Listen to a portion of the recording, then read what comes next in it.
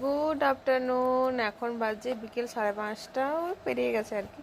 তো হঠাৎ ডিউটি থেকে বর ফোন করে বললো যে চলো আজকে না সবাই শনি মন্দির যাচ্ছে, তো অফিসের গাড়িটা নিয়ে তো যাবে, তাহলে যাবো। আমি বললাম হ্যাঁ যাবো না কেন, সবাই যাচ্ছে যখন। সবাই বলতে আমাদের মানে ওর সাথে যে কাজ করে একটা ছেলে তো বাড়ি চলে গেছে কাল রাত্রে, আর একটা ছেলে আর তার সাথে ইনচার্জ যে আছে, আর ইনচার্জের ফ্যামিলি, তার 2 মেয়ে, তার স্ত্রী, আর আমি, আমার ছেলে, আমার বর আর একটা ছেলে। বললাম সুন্দর ধরেই যাবে গাড়িতে, নিশ্চয়ই যাব। তো বললাম দর্শনটা তো হবে, দেখা হবে, অন্য কোথাও তো আর যেতে পারবো না এখন। তো ওই জন্য বেরিয়ে পড়েছি। এখনও প্রচণ্ড রোদ, বেশ মানে বাইরে বেশ গরম, আর গাড়িতে এসি আছে তো, আমার বদ্ধ গাড়িতে একদম ভালো লাগে না। তো মানে সব কিছু কাজ টাজে লাগানো আছে, খোলা হলে কি বাইরের গরম হাওয়াটা লাগতো ঠিকই, কিন্তু আমার ওই মানে বমি বমি ভাবটা যেত আমার। এই বদ্ধ গাড়িতে প্রচণ্ড কষ্ট হয়, গাড়িতে তো সেরকম চাপা অভ্যেস নেই। তো অটোতে করে যাওয়া আসা করি, গেছি এদিক ওদিক ঘুরতে, বাসে গেছি, কারণ বাসে তো সব কিছু খোলা থাকে, জানলা টানলা। তো এটা তো খুব প্রবলেম হচ্ছে। তো এই যে আমরা নেমে গেছি, অনেকক্ষণই লাগলো। তো এখন মোটামুটি 6:30টার মতো হয়তো বাজে। তো 1 ঘন্টা মতো লাগলো। তো আমি খালি পায়ে যাচ্ছি, আর বাকিরা সবাই চটি পরে যাচ্ছে আর কি। তারা চটি ওখানে ছেড়ে দিয়ে আসবে। এখানে নাকি তেল ঠাকুরের নামে দিতে হয়, আর অনেক কিছু মানত করে আর কি চটিগুলো মানুষ ছেড়ে দিয়ে যায়। তো আমি তো পরার চটি তো আমার সেরকম নেই, বাকি যা ছিল পুরনো সব তো ফেলে দিয়েছিলাম আগে। তো ওই জন্য আমি গাড়িতে খুলে দিয়ে এলাম। আর মানে বাকিরা সবাই, আমার বর আর ছেলে বাদে বাকিরা অন্য চটি নিয়ে এসছে, গাড়িতে রেখে দিয়ে এসছে, আর পুরনোগুলো এখানে ছেড়ে দিয়ে যাবে। আর আমরা তেল নিয়ে এসেছি সাথে করে। তো এই যে তেল, এখানে নাকি তেল ঢালতে হয়। আর পৌঁছে গেছি মন্দিরে। তো এখানে পুজোর ডালে ডালে সব কিছুই পাওয়া যায়, তুমি পুজো করতে চাইলে পুজো করতে পারো। তো আমার তো পুজোর করে আসিনি, আমরা এই যে এখানে তেল দিতে হয়, শনিদেবের মন্দিরে এলে তেল দিতে হয়, এখানেই তেল ঢালতে হয়, এখানে তেল ঢালবো।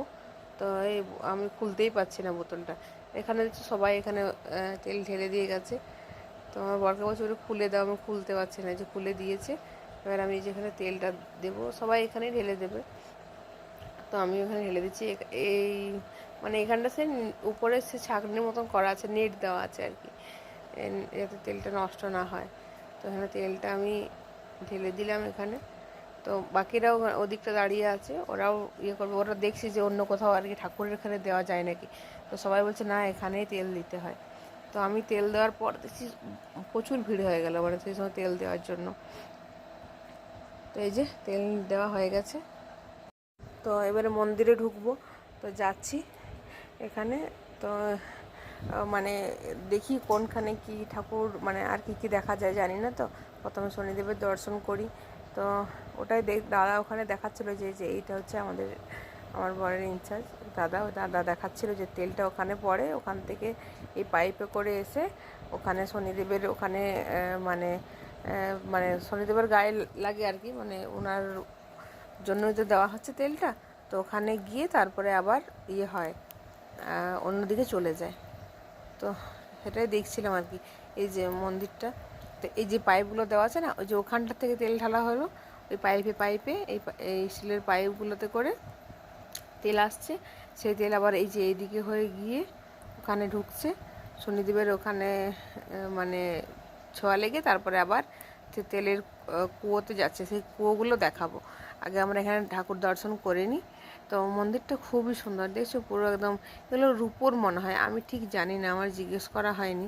মানে ঠাকুরের যা যা সব কিছু সব রূপোর, সব কিছু রূপোর। তো এখান থেকে বেরিয়ে যাই আমরা।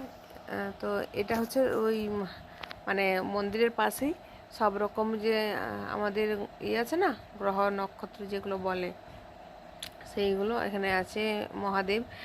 মহাদেবকে প্রণাম করলাম, প্রণাম করে যে এখানে আছে সূর্যদেব।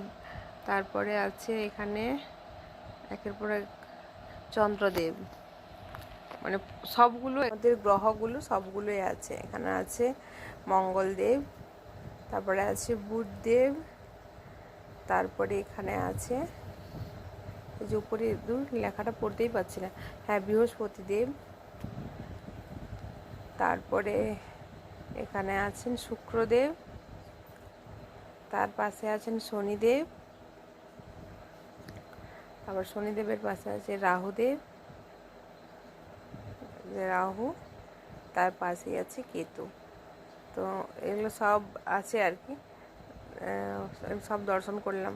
তো বলি একটু ভিডিও করে নিই, সবাই করছে কিন্তু ওখানে লেখা ছিল যে ভিডিও করা বা ছবি তোলা মানা, কিন্তু সবাই করছে, করতে দিচ্ছে, কিছু বলছে না। আর এই যে মানে এখানে মন্দিরের ডেকোরেশনগুলো খুব সুন্দর।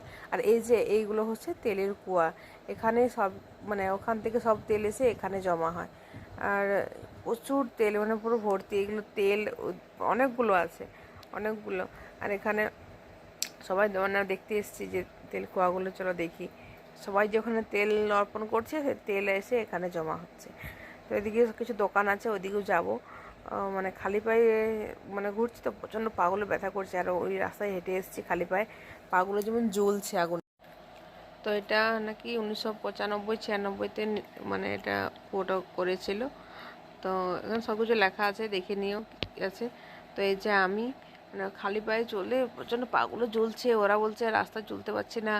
ওই দাদার মেয়ে ওরা বলছে পাগুলো জ্বলছে। আমি দুটো 4টে চুড়ি কিনেছি, চুড়িগুলো দেখাবো পরে, দেখানোই হয়নি।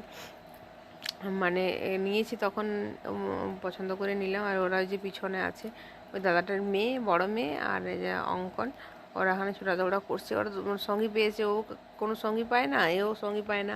তা ওর বোন আছে, বোনের সাথেও খেলে। আর অঙ্কন তো কোনো সঙ্গীই পায় না, তো পেয়েছে, তো খুব মজা করছে। তো দেখি, তো আমরা ঠাকুর দর্শন করে রাস্তায় আসছিলাম। তো বললাম যেহেতু 8:30 পেরিয়ে গেছে, তো বললাম চলো একবারে, সব বললো আর কি, দাদাই বললো যে তাহলে একবারে খেয়ে দিয়ে বাড়ি ফিরলে হয় না। তো বললাম হ্যাঁ ঠিক আছে, কোনো অসুবিধা নেই। এই যে দাদার বড় মেয়ে আর এই যে ছেলে, আমরা সবাই মাথায় ওং ইয়ে করেছে, ওদের গালও দিয়েছে। তো এটা ভেজ রেস্টুরেন্ট, নন ভেজ কিছু পাওয়া যায় না, ভেজ। তো ভেজই খাবো। আর দেখি কী কী দিয়ে গেছে। তো এখানে তো ননভেজ খুব একটা পাওয়া যায় না, আগেও বলেছি, খুবই কম। তো আমরা এখানে 5টা থালি অর্ডার করেছি 5 জনের জন্য, বাচ্চাগুলো আলাদা মায়ের সঙ্গে খেয়ে নেবে।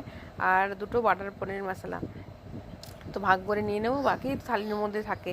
তো এই থালির মধ্যে কারি দিয়েছে, একটা ডাল দিয়েছে, আর একটা কিসে এখানে একটা রাজস্থানি কি ফল, সেই ফলের সবজি দিয়েছে।